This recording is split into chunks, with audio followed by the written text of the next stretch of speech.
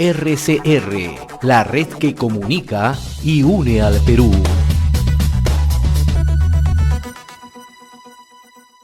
Algunos especialistas ya empiezan a advertir, ¿no?, sobre una eventual tercera ola en el país, ¿no?, ante el incremento de casos de contagio, ¿no?, por la COVID-19, ¿no?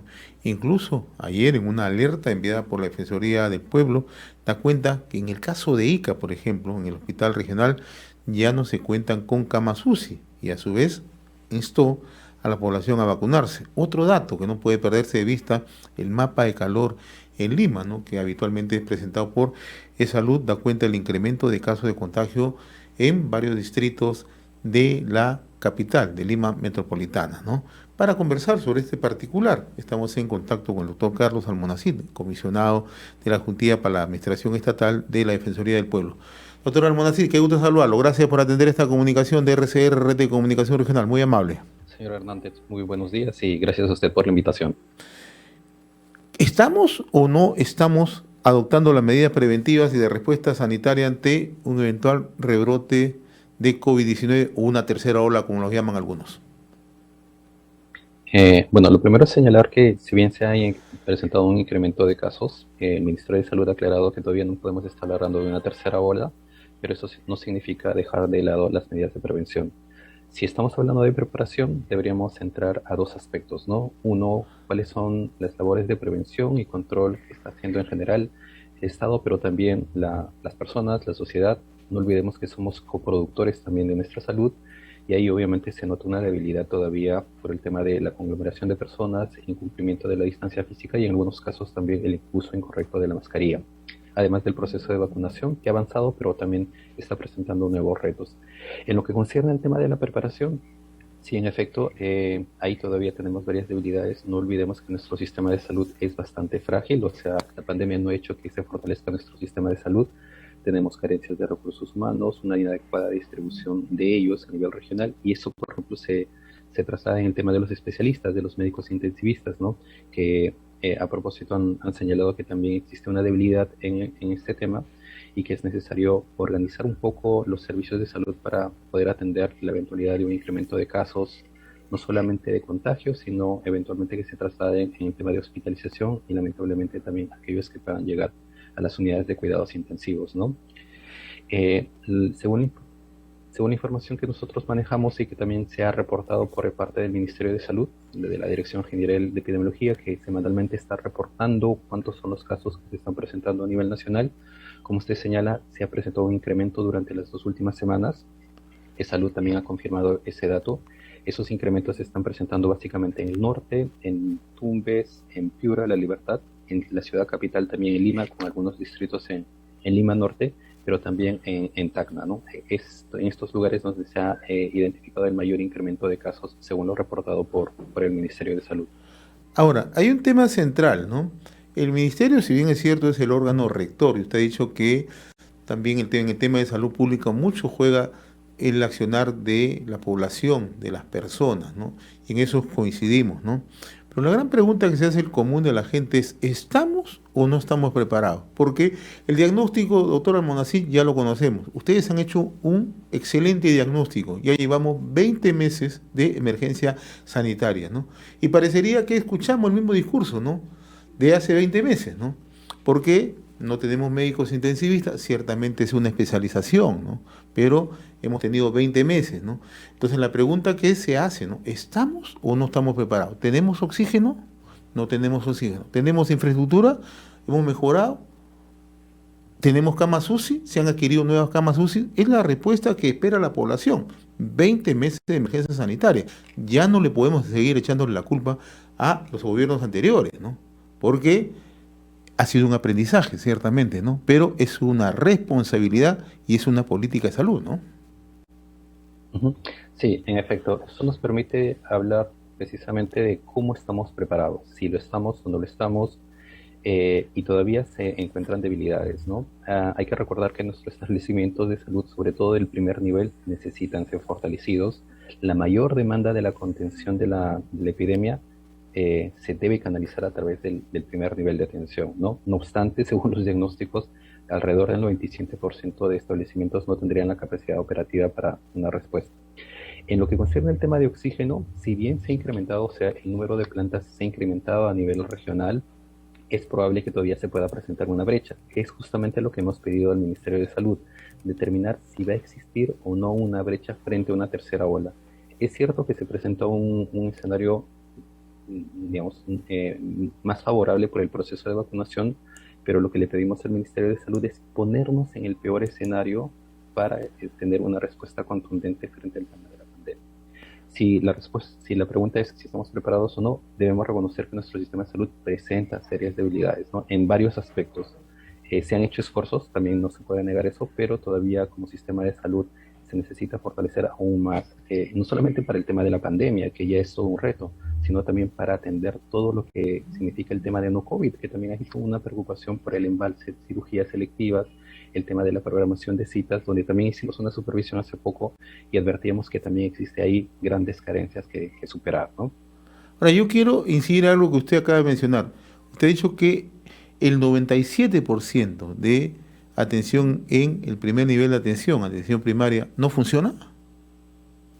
Sí, según la política nacional Perú Saludable de Perú al 2030, se ha hecho un diagnóstico de cuáles son las condiciones de los establecimientos de salud, ¿no? Y ese es el diagnóstico que se reporta en esta política, que es, digamos, el más reciente y el más fiable. Pero eso es un tema muy grave, ¿no? Entonces, cuando escuchamos al ministro de Salud, cuando escuchamos a los especialistas, nos están vendiendo información que no es real. No, o sea, lo cierto es que tenemos un problema del primer nivel de atención. Eso es innegable, ¿no? Ahora, también hay que reconocer que se han estado llevando algunas acciones, se han estado aprobando algunos planes, se han estado intentando fortalecer un poco la oferta de servicios. Pero si eso va a ser suficiente, vamos a tener que enfrentarnos a un escenario, ¿no? Lo que nosotros sí pedimos en general a las autoridades sanitarias es ponernos en el peor escenario, que nos sobre oxígeno, que hay un superávit de oxígeno en los picos de la tercera ola, por ejemplo, antes que nos pueda faltar, ¿no?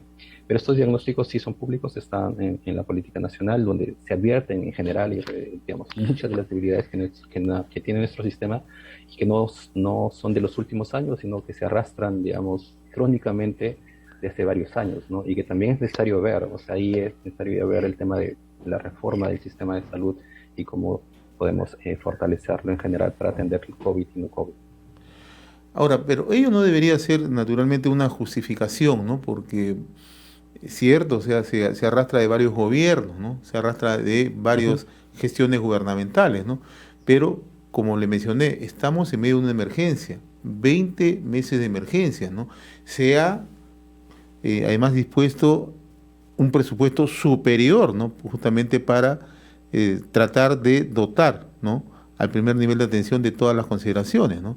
Y simplemente la respuesta, cuando a veces los funcionarios del gobierno la brindan, es que no, es un problema de la gestión anterior. ¿Qué va a pasar? ¿Le vamos a seguir echando la culpa al gobierno del señor Sagasti, al gobierno del señor Vizcarra, al gobierno del señor Humala, al gobierno del señor Kuczynski? Y la gente se está muriendo. Y el otro tema mucho más grave, ¿tenemos o no tenemos camas UCI? ¿Se han adquirido nuevas camas UCI o no, doctor Almonacid? Sí, empezando por lo último que se señala, sí, el incremento de camas también ha sido importante. Quizás no sea suficiente, eso no lo vamos ver sino hasta las proyecciones que pueda hacer el Ministerio de Salud, pero alrededor en el país tenemos 1.815 camas, ¿no? Ahorita la ocupación es de alrededor del 50%, pero innegablemente se ha incrementado. Pero el número de profesionales, por ejemplo, según lo que declara también los mismos agremiados, resulta insuficiente para atender toda la demanda que se podría presentar ante una tercera ola. Ahora, respecto al tema, si de hecho no se puede echar la culpa, sino más bien efectuar gestiones para poder fortalecer en general el sistema de salud, dado que estamos en una emergencia sanitaria. Por eso ahí es importante, más allá de establecer acciones un poco más aisladas que puedan estar vinculadas con el tema de una mejor atención en determinadas regiones, lo que sí se necesita es, la verdad, a reformar el sistema de salud, empezar con un proceso de reforma. Este proceso fue anunciado en las dos anteriores gestiones, pero todavía no se llevan acciones, digamos, concretas. No se ha conformado todavía una comisión o comité de expertos, lo que fuera, que pueda llevar a cabo un diálogo de cómo necesitamos un proceso de reforma. Y eso va acompañado también de cómo debe estar financiado, recordemos que nuestro financiamiento no es el que recomienda la OMS y que está también un poco debajo está debajo del promedio latinoamericano, ¿no? A lo que voy es que sí necesitamos cambios estructurales para mejorar el sistema, más allá de estar haciendo algunas acciones que pueden ser saludables, pero sí el sistema como tal ya necesita ser reformado desde su estructura, ¿no? Para atender la demanda de la población. Ahora, es indiscutible que en el tema de la vacunación hemos avanzado, ¿no? No reconocerlo sería egoísta, ¿no? Pero no resulta suficiente, ¿no? Porque en salud hay que actuar de manera integral. Se ha avanzado de manera integral en el tema de salud, ¿no? En los primeros 100 días de gobierno. ¿Cuál es la percepción o cuál, digamos, la información que maneja la Defensoría del Pueblo? Sí, innegablemente el mayor avance, y como usted señala, hay que reconocerlo, es el proceso de vacunación, ¿no? Pero igual el proceso de vacunación tiene algunos bemoles, porque si bien como país estamos bordeando, superando el 60% de la población objetivo, hay regiones que están rezagadas. Y digamos, ahí se presenta una situación clara de inequidad, porque mientras en algunas zonas pueden estar más protegidas, otras precisamente están más desprotegidas, y justamente son las zonas más alejadas. Si en estos 100 días se ha avanzado, creo que el principal logro precisamente es el proceso de vacunación. Se han sacado nuevas disposiciones para fortalecer el primer nivel de atención, pero es necesario ver los resultados. Es necesario también, y el Ministerio de Salud ha anunciado que se va a restablecer la atención no COVID, pero eso todavía, al menos en las supervisiones que nosotros hacemos, todavía existe un reto, existe una brecha por superar. Y bueno, digamos, eso es lo más resaltante que se podría mencionar. Hay otros aspectos que también son importantes, como el tema de las plantas de oxígeno. Se ha continuado, de hecho hay un incremento de oxígeno que se espera para el mes de diciembre. Esperemos que también poco a poco podamos conseguir autonomía de la producción de oxígeno y no depender de los proveedores, sino que sean los mismos establecimientos los productores. Y esperemos que eso pueda tener un resultado frente a una posible tercera ola, ¿no? Digamos, son los aspectos que podríamos subrayar dentro de las acciones que ha desarrollado el Estado, sin ya perjuicio del tema de recursos humanos, que también es bien particular con el tema de la deuda que pueden surgir con algunos profesionales, ¿no? Ahora, de acuerdo al seguimiento que suele hacer la Defensoría del Pueblo, ¿las metas en términos de vacunación se van a cumplir antes de fin de año, doctor Almonacid?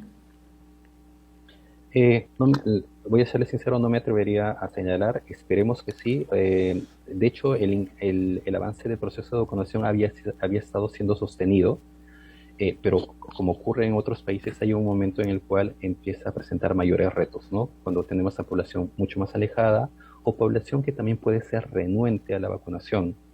Y ahí obviamente es necesario utilizar otras estrategias. Ahí hay que subrayar también lo que ha hecho el Ministerio de Salud, de no esperar que la gente acude a los centros de vacunación, que fue una primera etapa, sino buscarlos y darles facilidades, ¿no? O sea, entrar a los mercados, a los paraderos, buscar con las brigadas a las zonas alejadas, y eso también es importante reconocerlo. Pero eso tiene que venir acompañado también de otro tipo de estrategias, como una mayor sensibilización focalizada, o sea, saber que la información en Lima no es suficiente, tenemos que buscar estrategias mucho más regionales, locales, y a la par también establecer una estrategia de incentivos y, como ha señalado el Ministerio de Salud, algunas restricciones, pero también focalizadas para favorecer el proceso de vacunación. Esperemos que a fin de año podamos alcanzar o superar al menos el 70 o el 80%, ¿no? Que es lo que se espera, pero en este momento todavía sigue siendo un reto alcanzar esas metas de parte del Ministerio de Salud. Doctor Carlos Almonacid, adjunto para la Administración Estatal de la Defensoría del Pueblo, ha sido un gusto conversar con usted, como siempre muy amable, que tenga buen día, muy gentil. RCR, la red que comunica y une al Perú.